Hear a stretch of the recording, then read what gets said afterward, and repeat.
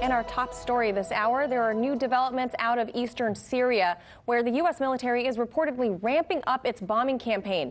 This despite President Trump ordering the withdrawal of some 2,000 troops from Syria just last month. According to The Intercept, the photographs appear to show the military ramping up bombings in the eastern region, including attacks this past week near the Iraq border. The bombing is said to be an attempt to clear ISIS forces clustered in villages along the Euphrates River from the border with Iraq to the south of Hajin. A civilian activist in the area reports some 55,000 civilians living in the area. They go on to say that the civilians in these areas have no place to go or hide from the U.S. bombardment of their villages. ISIS-held villages along the Euphrates have been a target of the United States Operation Roundup since November.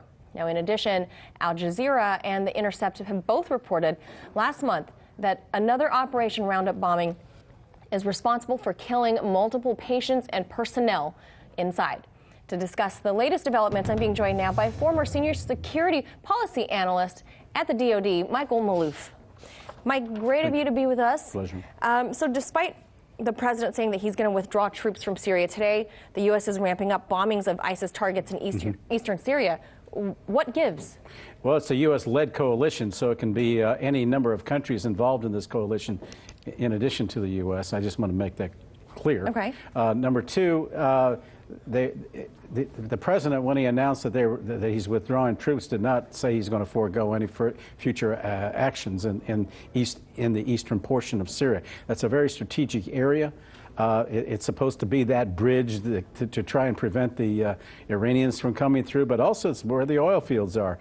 But imagine that. Yeah, surprise, surprise. But ISIS actually has encamped itself in villages along the Euphrates. So consequently, they've mingled in with the population, densely populated areas. So there's a standoff there, and it's problematic. And as a consequence, you're having higher and higher casualties as a result of the bombing. Yeah, and according to The Intercept, in that article we quoted, they say the U.S. is bombing heavily in Al-Kashma. Like you say, it's about 50,000 people in that vicinity, mostly civilians. ISIS is mixed in. American bombs striking places like internet cafes where both civilians and ISIS frequent. Is this sort of indiscriminate airstrike acceptable? Of course not. And again, that's what makes me believe that it's probably not U.S. per se, but it might be other countries. And it once again reflects very poor intelligence on the ground. And as a consequence, what the bombing is meant to do is to make it so unacceptable for ISIS to escape anywhere that they have no choice but to either give up or find an escape route. But in the course of all of that, they're shielding themselves among the civilians, and when you hit the internet cafes, you hit the gas stations and all that, you're killing civilians. The markets and what have you. Yeah, and the markets. So is there any independent watchdog group anywhere? Is there any group anywhere that can trace the origins of these bombs? It's pretty hard once the ordnance has exploded if you can get identification off the aircraft themselves. But if they're bombing very, very high, and this makes it even increasingly difficult because you may not be able to see the aircraft. They're flying in so high at such high altitudes and so quickly that it's almost impossible. And the Pentagon claims that they've killed around 1,200 civilians since 2014 in the anti-ISIS campaigns across both Syria and Iraq. However, monitor groups on the ground put that number, there's disparities there as well, ranging from 7,000 up to around 12,000. Why is the U.S. disparity official count? Why is there such a disparity? Well, I think it's because of faulty information or the lack thereof of information. Besides that, the United States doesn't want to be put in the position of admitting that they're indiscriminately killing civilians, which they apparently are, particularly if they're bombing or overseeing the bombing in highly densely populated areas. I mean, it just stands to reason. It doesn't take a rocket scientist to figure that out. And there's talk between the Kurdish SDF and ISIS about an extended ceasefire so that humanitarian aid can come in, as well as giving a chance for the civilians to evacuate the area.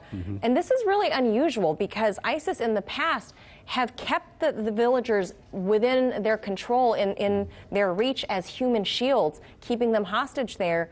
What does this say to you about ISIS allowing a ceasefire? I think it's a tactical decision on their part. They have nowhere to run because they're bombing, because of as some of the ISIS fighters have told the Intercept.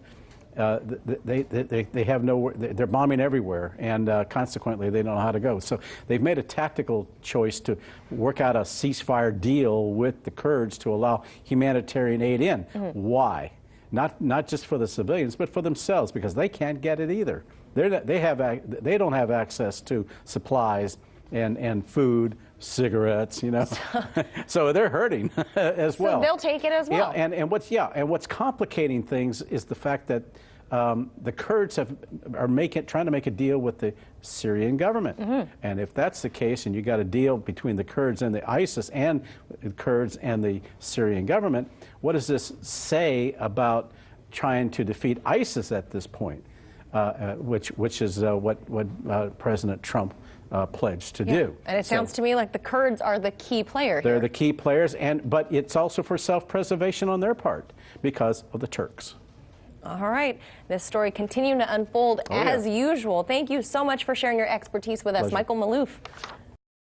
Hey YouTube, thanks for checking out our channel. We hope you enjoyed the video. We have tons of content for you just like this. For more of RT America's one-of-a-kind news and analysis, be sure to subscribe and never stop questioning more.